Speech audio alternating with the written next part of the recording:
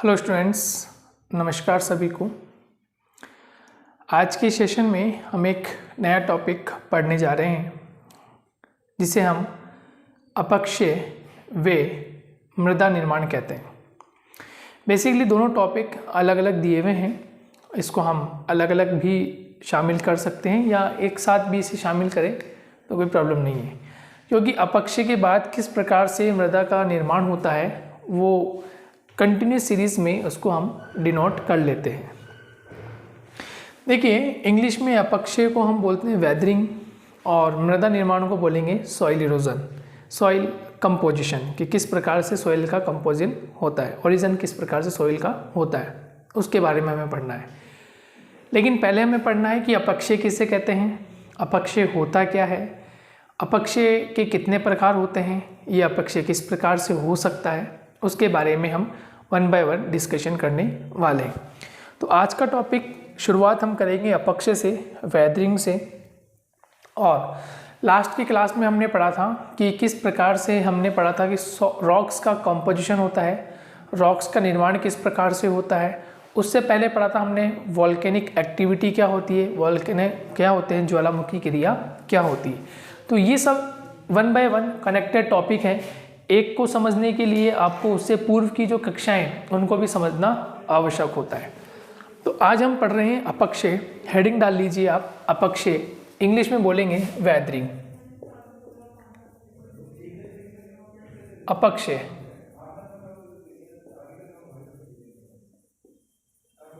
हम कहेंगे weathering. Weathering क्या होता है, वेदरिंग के कौन कौन से प्रोसीजर्स होते हैं, उसके बारे में अध्ययन हम करने वाले हैं। ठीक है, तो एक सिंपल सी डेफिनेशन से हम चर्चा करते हैं। बेसिकली तो हम ऐसे लिख सकते हैं, मौसम के स्थैतिक जो मौसम होता है, ठीक है, क्योंकि देखिए वेदर का मतलब क्या होता है, मौसम, मॉनसून से लिया गया वर्ड है वेदर, वेदर को हम मौसम कहते हैं। और वेदरिंग का मतलब क्या हो गया, अपक्षय। तो जो मौसम के जो स्थैतिक तत्व होते हैं या विभिन्न स्थैतिक क्रियाएं होती हैं, ठीक है, जो भी स्थैतिक क्रिया है, मौसम की स्थैतिक विभिन्न प्रकार की क्रियाएं हो सकती है, उन पर हम चर्चा करेंगे। उनके द्वारा जो चट्टानें होती हैं या शैलें होती हैं,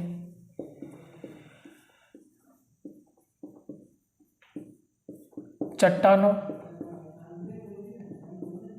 या फिर हम कह सकते हैं शैलों का टूटना या फूटना, ठीक है, टूटना या फूटना क्या कहलाता है, अपक्षय। टूटना फूटना अपक्षय कहलाता है।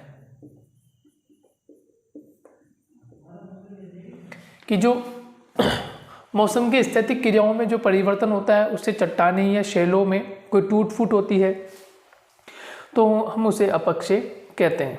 ठीक है, इसमें दो प्रकार की क्रियाएं सम्मिलित होती हैं। जब हम मौसम की स्थैतिक क्रियाओं की बात करते हैं चट्टानों में या शैलों में, तो शैलों में दो प्रकार की एक्टिविटी होती है। शैलों में एक होता है विघटन, डिसइंटीग्रेशन व वियोजन। ठीक है, दो चीज़ें होती हैं, शैलों में विघटन की एक्टिविटी होती है या वियोजन या अपघटन वाली क्रिया भी हम कह सकते हैं। अपघटन की क्रियाएं होती हैं,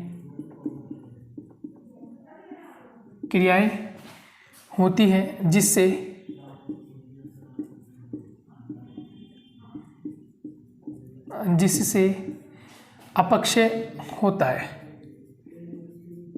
या कह सकते हैं अपक्षय की क्रिया संपन्न होती है।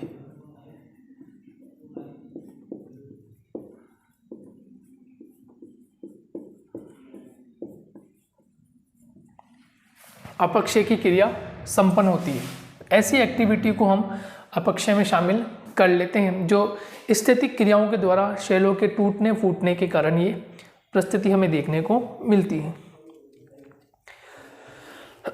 अब देखिए नेक्स्ट, अब ये वर्ड होता है अपक्षय, एक होता है अपर्दन। इन दोनों को भी हम समझ लेते हैं कि अपक्षय और अपर्दन में क्या अंतर है। एक होता है वेदरिंग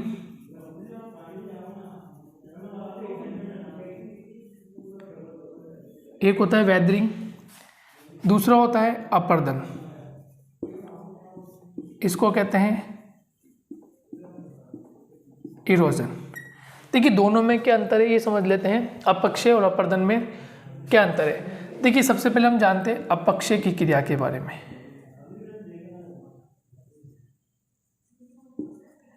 अपक्षय या वेदरिंग की जो क्रिया होती है ये स्थैतिक होती है,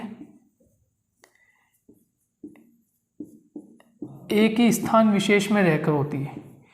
एक ही स्थान पर रहकर चट्टानें या शैलें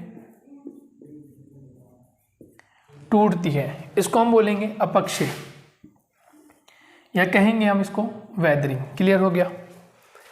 अब हम अपर्दन की बात करें,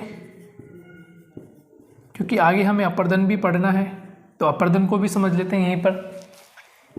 अपर्दन का मतलब क्या होता है? अपक्षय के कारण जिन चट्टानों में टूट फूट या जिन शैलों में टूट फूट होती है तो वह एक स्थान से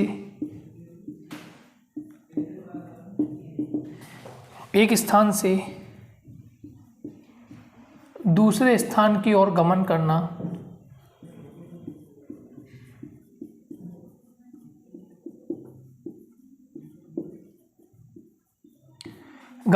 या जाना है ना, गमन करना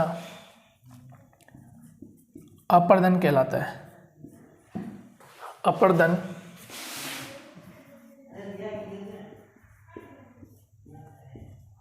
कहलाता है। क्लियर? बात समझ में आ गई आपके? नोट कीजिए इसे। ठीक है, देखिए वापस से मैं आपको बता देता हूँ। अपक्षय की क्रिया जो होती है, अपक्षय हम बात कर रहे हैं। अपक्षय की क्रिया में मौसम के स्थैतिक क्रियाओं के आधार पर ये एक्टिविटी होती है जिसमें चट्टानें या फिर शैलें अपने स्थान पर टूटती और फूटती रहती है, उसको हम अपक्षय कहते हैं। क्लियर? अभी हम एक डेफिनेशन और पढ़ लेंगे, उसमें और आपको क्लियर हो जाएगा। और एक्चुअल में इसी बात को कही गई है उस डेफिनेशन में। शैलों में विघटन की एक्टिविटी होती है, वियोजन या अपघटन की एक्टिविटी होती है, और इस क्रिया को हम अपक्षय की क्रिया कहते हैं। नेक्स्ट, फिर हमने बात की अपक्षय और अपर्दन में क्या अंतर है। अपक्षय और अपर्दन में क्या अंतर है? अपक्षय का मतलब क्या होता है? ये एक स्थैतिक क्रिया होती है, एक स्थान पर रहकर चट्टानें या शैलें टूटती रहती है। जबकि अपर्दन क्या होता है? तो अपक्षय के कारण, किसके कारण? अपक्षय के कारण जिन शैलों में टूट फूट होती है वे एक स्थान से दूसरे स्थान की ओर गमन करना अपर्दन कहलाता है। ठीक है, ये बात आपको क्लियर हो जाती है यहाँ तक। ठीक है, तो अपक्षय वाला जो मैटर है ये क्लियर हो गया। एक डेफिनेशन के रूप में हम देख लेते हैं कि डेफिनेशन में क्या दिया हुआ है। वो भी सेम इसी तरह से बताया गया है कि चट्टान अपने स्थान पर, तो एक व्यक्ति हैं थानबरी, इनके द्वारा एक डेफिनेशन दी गई है। चट्टानें या शैलें, चट्टानें या शैलें अपने ही स्थान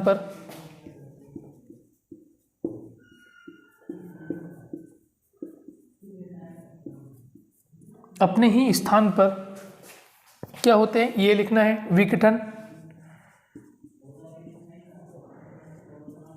विघटन या अपघटन, विघटन या अपघटन होती रहती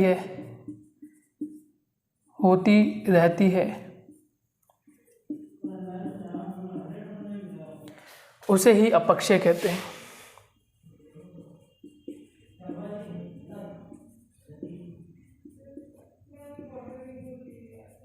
उसको ही अपक्षय कहते हैं। तो थानबरी की परिभाषा है, इसको आप नोट कर सकते हैं, इम्पोर्टेंट है। अक्सर यहाँ से प्रश्न पूछे जा सकते हैं, परिभाषा संबंध में प्रश्न पूछे जा सकते हैं, अपक्षय और अपर्दन क्या होता है इसके संबंध में भी प्रश्न पूछे जा सकते हैं। इसको आप नोट करना है। थानबरी की परिभाषा को ध्यान रखना है कि थानबरी की जो परिभाषा है उसमें चट्टानें और शैलों के संबंध में बात कही गई है कि चट्टानें और शैलें क्या होती हैं, किस प्रकार से कंपोजिट होती है शैलें।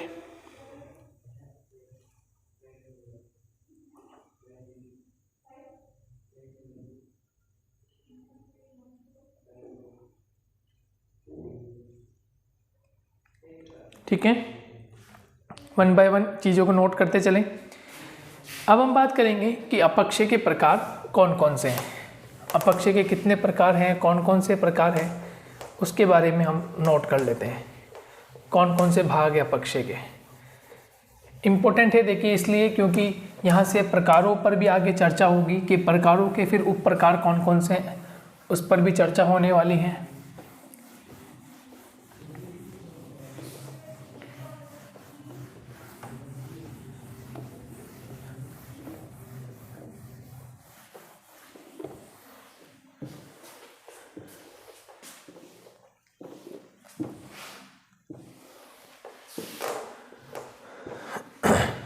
चलिए तो लिखें अपक्षय के प्रकार, वेदरिंग, टाइप्स ऑफ वेदरिंग, यहाँ लिख लेते हैं अपक्षय के प्रकार। अपक्षय चल ही रहा है टॉपिक, यहाँ लिख लेते हैं प्रकार। कौन कौन से प्रकार हैं इसके, उसकी हम चर्चा कर लेते हैं। देखिए सबसे पहला जो प्रोसीजर होता है उसको हम बोलते हैं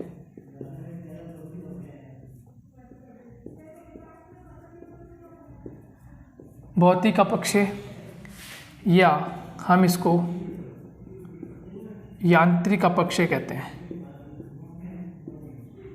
भौतिक या यांत्रिक अपक्षय, इंग्लिश में हम बोलेंगे तो नाम लिख लेते हैं इसको physical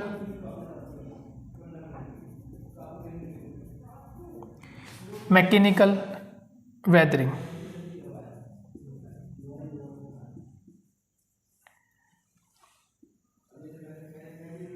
physical and mechanical weathering, clear, physical and mechanical weathering.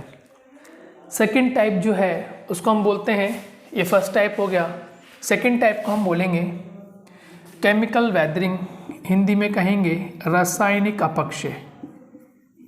रासायनिक अपक्षय यानी कि कहेंगे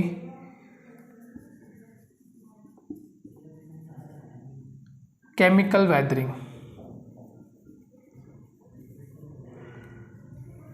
क्या कहेंगे, केमिकल वेदरिंग। और तीसरा टाइप जो होता है, तो दोस्तों तीसरा टाइप होता है आपके, तीसरे टाइप को कहेंगे हम बायोलॉजिकल, हिंदी में कहेंगे जैविक अपक्षय। जैविक अपक्षय यानी कि बायोलॉजिकल वेदरिंग।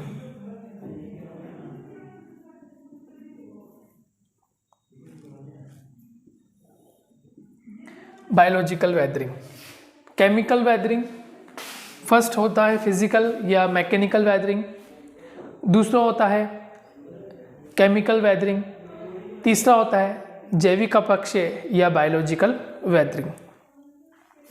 अब इसमें किसे किसे शामिल किया जाता है उसकी हम बात कर लेते हैं। देखिए भौतिक अपक्षय की बात करें तो इसमें जो फर्स्ट पॉइंट होगा उसमें शामिल होता है सूर्यताप यानी कि इंसोलेशन।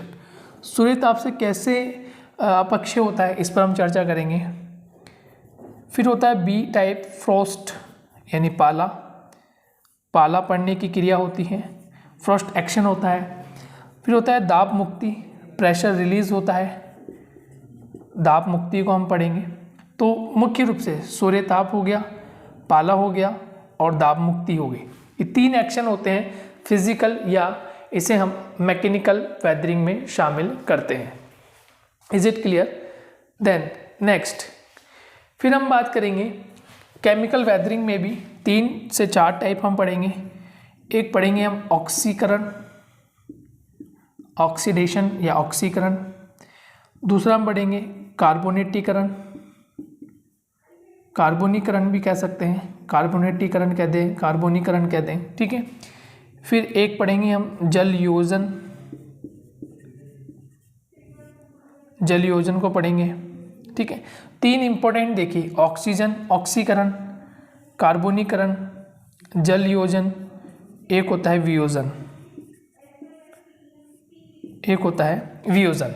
तो 4 एक्टिविटी होती है, ऑक्सीकरण होता है, कार्बोनीकरण होता है, जल योजन होता है और वियोजन होता है, या इसको हम विलयन भी कह देते हैं, ठीक है।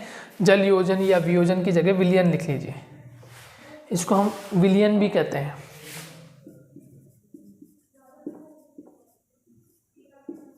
ये विलयन की एक्टिविटी हम इसमें शामिल करते हैं। नाउ नेक्स्ट, अब हम बात करें बायोलॉजिकल में हम किसे शामिल करते हैं, बायोलॉजिकल में क्या क्या एक्टिविटी होती है। तो बायोलॉजिकल एक्टिविटी में मुख्य रूप से 3 प्रकार देखने को मिलते हैं। नंबर 1, एक होता है जीव जंतु के द्वारा ये एक्टिविटी होती है। नंबर 2, वनस्पति के द्वारा, ठीक है, यानी पेड़ पौधे लिख सकते हैं, पेड़ पौधों के द्वारा। और तीसरा होता है मनुष्य या मानव के द्वारा ये एक्टिविटी होती है। इस प्रकार से बायोलॉजिकल में 3 है, केमिकल में 3 है और मैकेनिकल या केमिकल में 4 है और मैकेनिकल या फिजिकल में 3 एक्टिविटी है। तो 3 एक्टिविटी को 1 बाय 1 हम पढ़ते जाएंगे।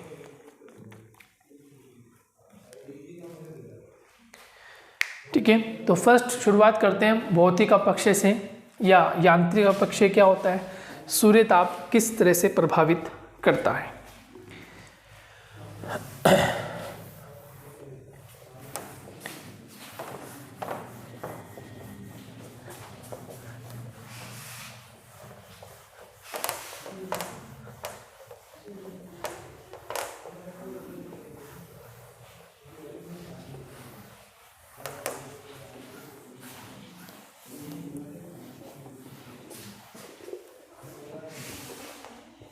चलिए, नंबर 1 यहाँ हेडिंग हो जाएगी आपकी, इसको हम बोलेंगे फिजिकल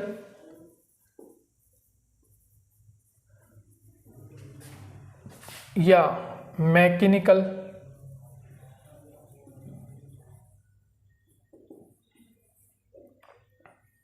वेदरिंग। और उसमें फर्स्ट हम पढ़ रहे हैं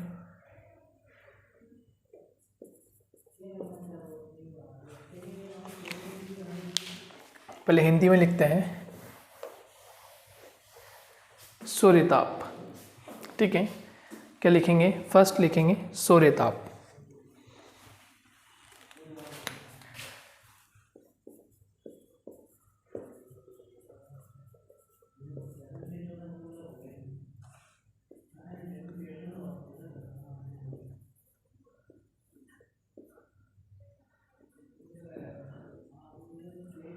सूर्यताप इंसोलेशन। अब देखिए, सूर्यताप या इंसोलेशन किस प्रकार से फिजिकल या मैकेनिकल वेदरिंग करता है। जैसे सामान्य समझिए कि ये मान लीजिए कोई चट्टान है,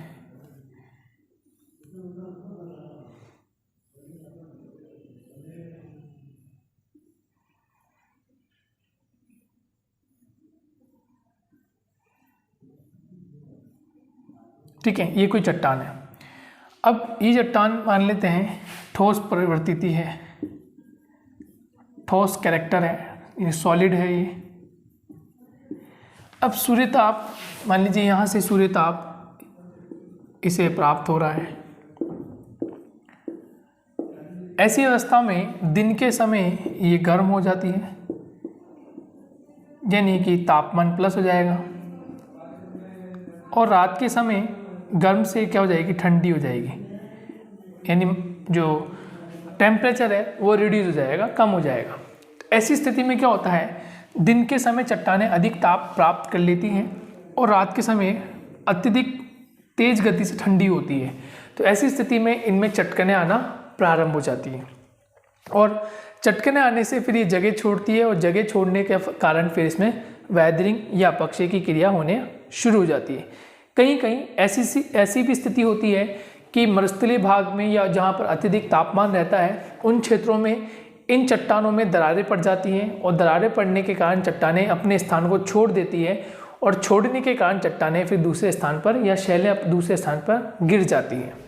ठीक है, तो इन क्षेत्रों में विशेषकर ये उष्ण मरुस्थलीय प्रदेशों में सर्वाधिक देखने को मिलता है, जहाँ दिन का तापमान बहुत अधिक रहता है, रात्रि का तापमान ठंडा हो जाता है या कम हो जाता है। तो ऐसी स्थिति में चट्टानें अपना स्थान छोड़ देती है और स्थान छोड़ने के कारण क्या होता है, फिर वो चट्टानें अपना स्थान छोड़कर नीचे कहीं गिर जाती है।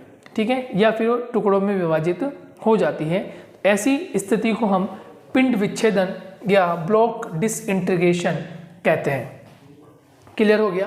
तो इसको हम अब पॉइंट वाइज लिख लेते हैं कि सूर्य ताप किस तरह से फिजिकल वेदरिंग में अपना इम्पैक्ट डालता है। चलिए फर्स्ट पॉइंट लिखते हैं इसमें।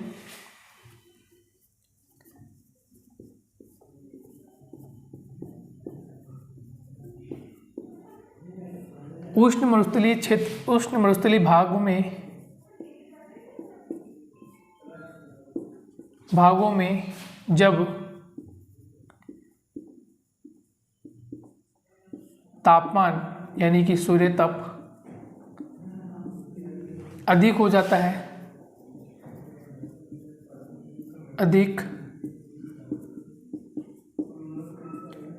जाता है, तो शैलें ताप अर्जित कर लेती हैं,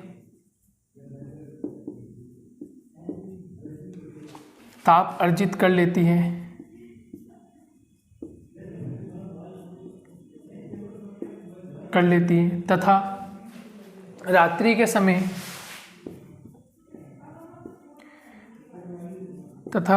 समय ताप का ह्रास होता है।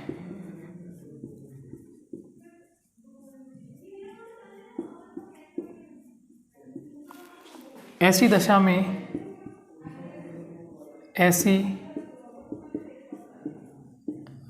में चट्टानें या शैलें, ठीक है, ऐसी दशा में शैलें अपने स्थान को छोड़ देती है, अपने स्थान में रिक्तता उत्पन्न कर लेती है।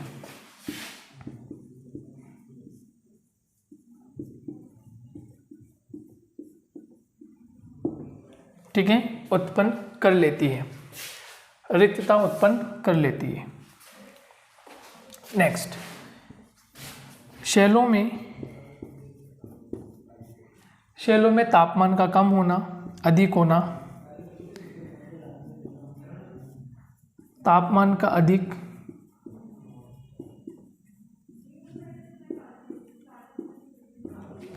शैलों में तापमान का अधिक व कम होने से शैलों में चटकने प्रारंभ होती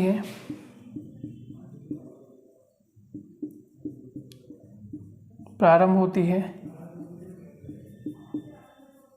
और अंततः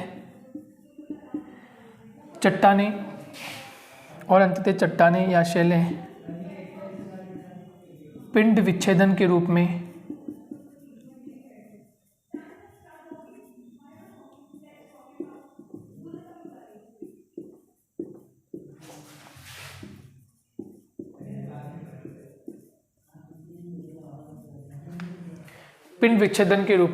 टूट जाती है। क्लियर हो गया?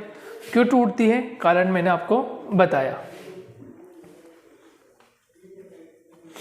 ठीक है, क्योंकि देखिए एक बात और इसमें हम शामिल कर सकते हैं, लिख सकते हैं। कारण क्या होता है? क्योंकि शैलें या चट्टानें जो होती हैं, या लिख सकते हैं शैलेय तापमान अधिक प्राप्त करके, शैलेय तापमान अधिक प्राप्त करके चट्टानें फैलती है। तो शैलेय तापमान अधिक प्राप्त करके फैलती है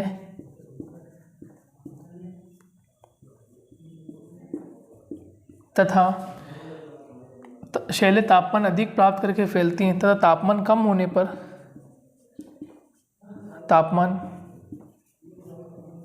होने पर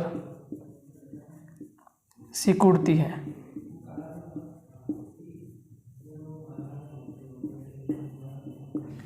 तथा ऐसी दशा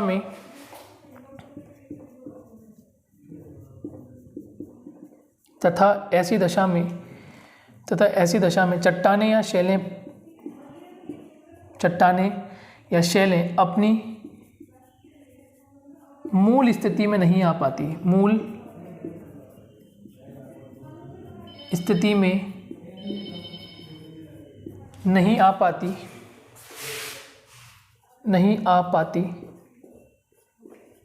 और स्थान छोड़ देती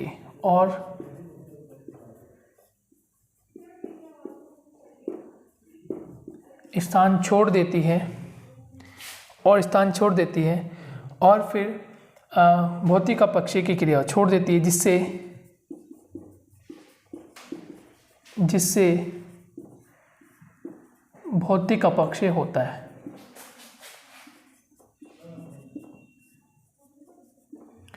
ठीक है, बात समझ में आ गई होगी आपके। कारण क्या बनता है? कारण ये होता है, इस कारण से फिर इस प्रकार की एक्टिविटी देखने को मिलती है।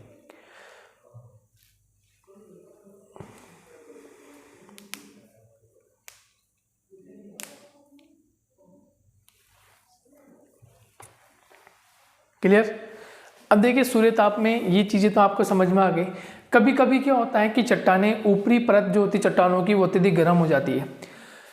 ठीक है, और ऊपरी परत जब गर्म अधिक होती है तो उनमें चटकने आती है। ये तो ब्लॉक की बात हुई, ये पूरे क्षेत्र की बात हुई। लेकिन कभी कभी कुछ चट्टानें ऐसी होती है, बहुत अधिक ठोस होती है, तो उसकी ऊपरी परत जो होती है, उस ऊपरी परत में तापमान अधिक हो जाने के कारण ऊपर की जो लेयर होती है, ऊपर की जो परत होती है, वो चटकना शुरू हो जाती है। ठीक है, और ऊपर की परत उड़ती जाती है। तो 1 बाय 1 एक एक रूप में वो परत चूर्ण के रूप में टूटकर उसी स्थान पर गिरती रहती है। तो कभी कभी ऐसी एक्टिविटी देखने को भी मिलती है। और नहीं तो जो चट्टानें होती हैं वो कण के रूप में भी टूटती हैं, और कण के रूप में टूट कर भी वो आसपास के क्षेत्रों में गिरती रहती है। तो ये सब जो होता है वो सूर्यताप से होता है, इंसोलेशन से होता है। ठीक है, ये क्लियर समझ में आ गया होगा आपको।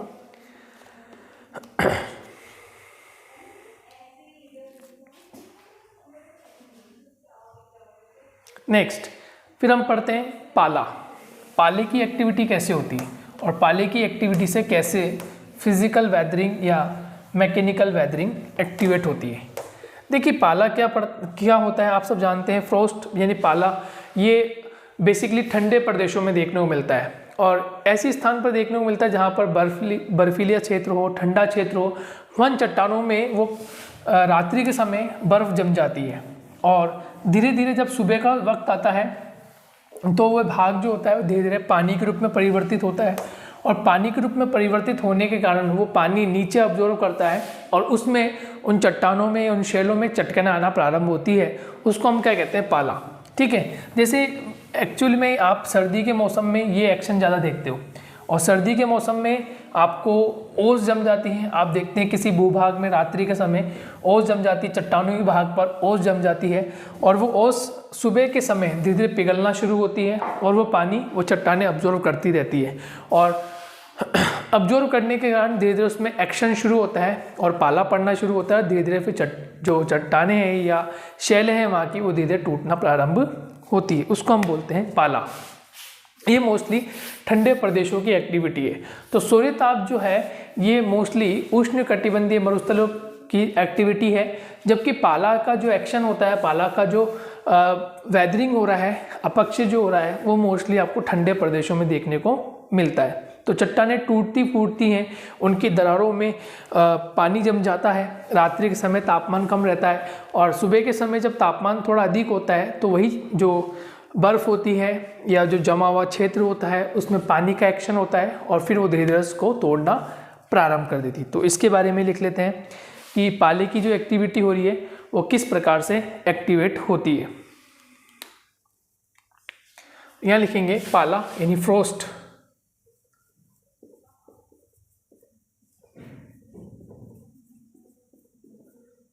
पाला या फ्रोस्ट, तो इसको हम इस तरह से लिखेंगे कि ध्रुवीय क्षेत्रों में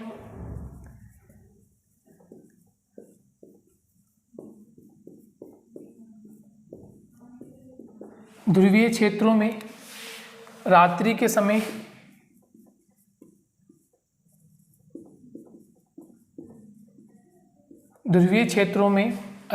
समय चट्टानों में या शैलों की दरारों में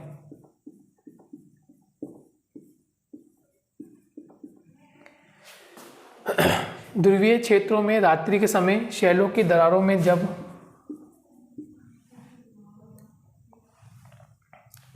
बर्फ जम जाती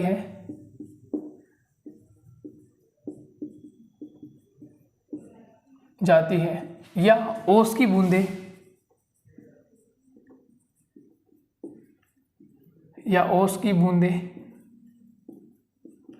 जमना प्रारंभ होती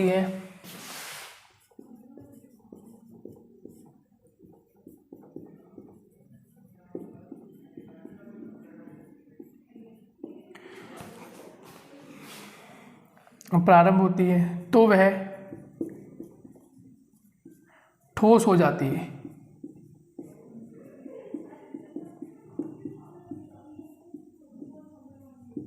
ठीक है, ठोस हो जाती है। लेकिन दिन के समय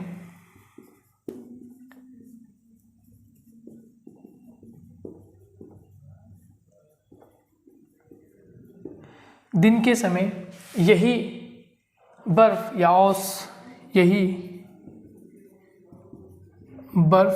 या ओस की बूंदें पिघलना शुरू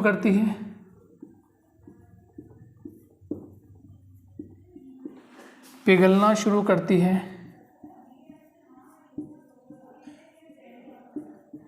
और शैलों के आंतरिक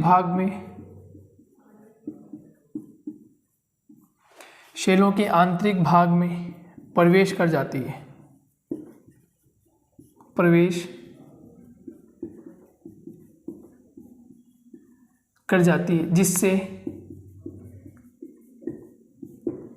जिससे शैलों में चटकने प्रारंभ होती है। शैलों में चटकने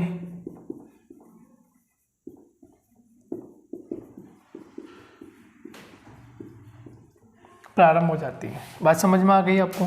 किस तरह से चटकने प्रारंभ होती हैं कि जो दरारी वाला क्षेत्र होता है वहाँ पर ये एक प्रकार से बर्फ़ या ओस का जमना और उसके बाद धीरे धीरे ये जब पिघलना शुरू होती है तो आंतरिक भाग में ये जल जो है वो प्रवेश करता है और फिर शैलें जो होती हैं वो चटकना प्रारंभ करती रहती है या टूटती फूटती रहती है। ठीक है, ये आपको मैंने समझाया। ये दिन के समय ये एक्टिविटी होती है, रात्रि समय बर्फ़ के रूप में जम जाती है और दिन के समय जल के रूप में टूट जाती है और जमना या पिघलना यानी फ्रीजी और थ्रो ऐसे स्थिति में फिर चटकने टूटना प्रारंभ होती है।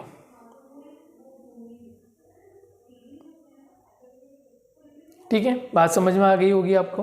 क्लियर बिल्कुल बात कि फ्रोस्ट एक्शन किस प्रकार से कार्य करता है। अब फ्रोस्ट एक्शन के बाद एक होता है दाब मुक्ति यानी प्रेशर रिलीज होता है।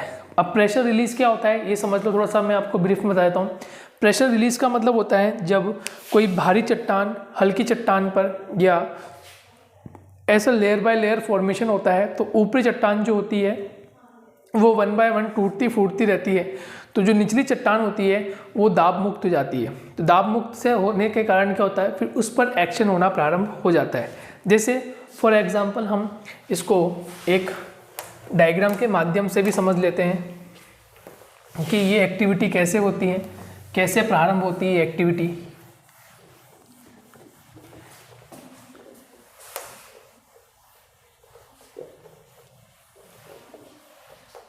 देखिए ये है दाब मुक्ति।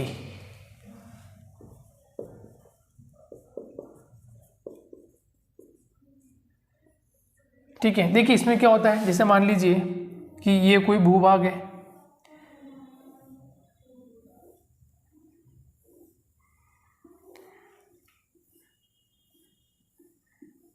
ठीक है। अब ये जो भाग है ये कठोर है या कह सकते हैं ठोस है, ये मुलायम भाग है, फिर आगे फिर ठोस भाग है। ऐसी अवस्था में क्या होता है, ये जो भाग होता है ये जब हट जाता है, रिलीज हट जाता है, किसी कारणवश हट जाता है, तो मुलायम भाग में फिर अपक्षय की क्रिया और अधिक हो जाती है। बात समझ में आई थी? यानी ऊपरी भाग ठोस है या मुलायम किसी भी अवस्था का हो, जैसे वो भाग हटता है समय के साथ, जैसे ऊपर का भाग हटा तो नीचे यदि मुलायम भाग है, इस सेंटर में यदि मुलायम भाग होता है तो वो तेज गति से टूटना या तेज गति से वो अपक्षय होना प्रारंभ होता है। इसी को हम क्या बोलते हैं, दाब मुक्ति। यानी प्रेशर रिलीज का मतलब क्या हो रहा है कि जो ऊपरी चट्टानों को दाब है, यानी इस चट्टान का क्या होगा, अपना प्रेशर होगा, अपना दाब होगा। अब जैसे ये मुक्त हो जाएगी, जैसे ये इसको मुक्त कर देगी तो मुलायम चट्टान क्या हो जाएगी, तेज गति से रिलीज होना शुरू हो जाएगी, तेज गति से इसका वैदनिंग होना शुरू हो जाता है। तो इसको हम बोलते हैं दाब मुक्ति। इस प्रकार से फिजिकल और केमिकल वेदरिंग में 3 प्रोसीजर होते हैं। पहला प्रोसीजर हमने पढ़ा सूर्य ताप यानी इंसोलेशन से किस प्रकार से होता है। दूसरा हमने पढ़ा फ्रोस्ट यानी कि जो पाला होता है वो किस प्रकार से होता है। और तीसरा हमने पढ़ा दाब मुक्ति। तो ये 3 प्रकार जो हैं ये फिजिकल वेदरिंग को बढ़ाने में मदद करते हैं। ठीक है, ये 3 पॉइंट हमने आज कवर कर लिए। तो नेक्स्ट क्लास में हम चर्चा करेंगे रासायनिक अपक्षय कौन सा होता है और बायोलॉजिकल जो वेदरिंग होता है, बायोलॉजिकल अपक्षय, जैविक अपक्षय जो होता है वो कौन सा होता है। तो फिर नेक्स्ट क्लास में हम उन दोनों पे चर्चा करने वाले हैं। और आगे जो सॉइल फॉर्मेशन है कि सॉइल का फॉर्मेशन कैसे होता है उस पर भी हम चर्चा करने वाले हैं कि सॉइल का फॉर्मेशन किस प्रकार से होगा, कैसे सॉइल का फॉर्मेशन होता है। तो मिलेंगे नेक्स्ट क्लास में, जब तक के लिए टेक केयर, बाय बाय।